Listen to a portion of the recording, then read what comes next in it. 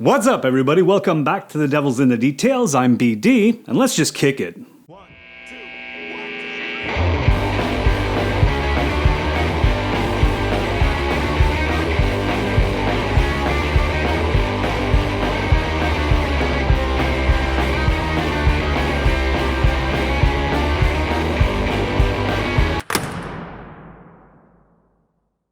It's definitely no big secret what a huge Destiny fan I am. Mom! Mom, I got the Gallahorn! What you might not know is why I play it, because I know I don't play it for the same reasons as most people do. I play it mostly for its community, to hang out with my buddies online. I find that it's a fantastic venue to conversate and socialize with other people. With that said, I do have a weak spot for the endgame. The raids are what I love the most about this game.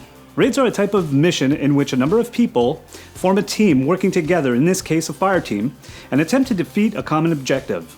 The fun thing about the Destiny raid is that they incorporate all types of different challenges, forcing the players to communicate and work together to be able to achieve and overcome the different challenges set before them. Guardians generally get assigned different tasks to perform, and in many cases these tasks are time sensitive, so if one Guardian stumbles, it's highly likely that the task set before you might need to be redone. But not always though. Sometimes the Guardians can pull together and in a collaborative effort, they can overcome whatever hurdle they might have just been dealt. The first raid available in Destiny 2 is called Leviathan, and our first foray into this raid was not very successful.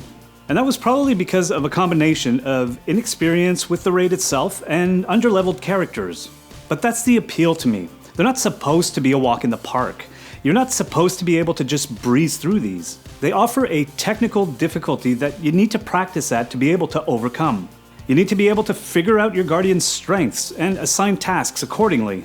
Eventually, a perfectly well-rounded, raid-ready Guardian should be able to work in any given slot at any given moment. Guardians need to be able to improvise. They need to be able to adjust to any unexpected change that may arise throughout the raid. And I'll be honest, it can be a lot of work, fun work, but still, sometimes it can be quite a long grind.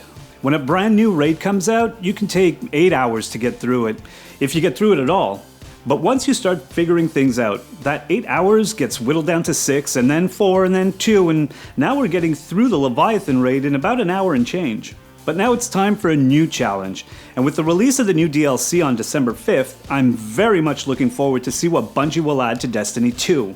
This is what we know so far. First of all, you'll need 68 gigs of space on your PlayStation to be able to download it. They've named the expansion Curse of Osiris. The DLC will drop at 1700 hours UTC, which means it will be available at 9 AM Pacific Standard Time and noon Eastern Standard Time. Bungie has posted a full list of all time zones and the respective drop times. If you're not sure what time the DLC will drop for you, you can simply go over to the Bungie website and check it out. Curse of Osiris continues your Guardian's journey with new story missions and adventures set in a new destination. We're going to Mercury, folks. Journey through time and space to learn the secrets of Osiris, avert a dark future, and rebuild the ties between the legendary warlock and his great student, Ikora Rey. We will get to explore Mercury and its mysterious infinite forest. Guardians can expect to find on Mercury the type of activities that they would find on the other planets in Destiny 2, such as public events, lost sectors, adventures, new primary story missions, strikes, and of course, a new social hub, the Lighthouse. There we will find Brother Vance as a reference NPC and a vendor. Brother Vance, a disciple of Osiris, will lead players on their adventures in the newly established Mercury Playground, and will also escort them to a large portal to the area called the Infinite Forest, a Vex simulation that lies outside of space and time. PvP players can expect 2 new multiplayer maps, plus 1 exclusive for PlayStation. There doesn't seem to be any new additional game modes, however. Also confirmed are new themed weapons, armor, and gear to earn. The new level cap will be 25, and the new power level will go up to 330. There may also be tweaks to the currency system. The way we earn gear might be changed ever so slightly. Dave Matthews, DLC developer from Bungie, said in an interview that Osiris is an exile of the Guardians and has been the mentor of Ikora Rey. During his Vex investigation, Osiris went looking for information in the depths of the Infinite Forest, and that's why he disappeared. No one knows what happened to him, what he's done in the recent years, or what capacity he has acquired. To understand what happened to Osiris in the last few years, players will have to gather all usable information to understand and address the Vex threat on Mercury. We will most likely see new types of Vex on Mercury and unearth new details about the Vex war machines. This expansion is obviously focused on the Vex. Bungie wants players to understand how they operate, how they think, and how they exist outside of time, how the Vex machines work, and how they use them to achieve their goals.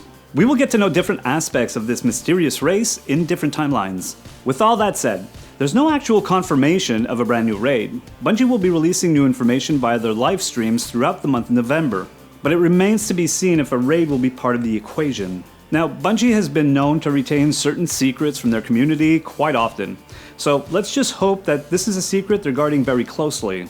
If you recall, my very first video on this channel was pretty much a love letter to Destiny. So, Bungie, if you're listening, I'd hate to be disappointed. Don't let me down. I'd like to take a moment here to thank everyone who has been supporting us, everyone who has liked, shared, subscribed, and commented. Last week, we got our 1,000th subscriber, considered a milestone amongst the team here at DA. Thanks to all our loyal subscribers and Patreons. I love you guys. As long as you are there, we will continue to strive to deliver entertaining and informative content. This episode brought to you by Gamble, and I'll see you guys next week.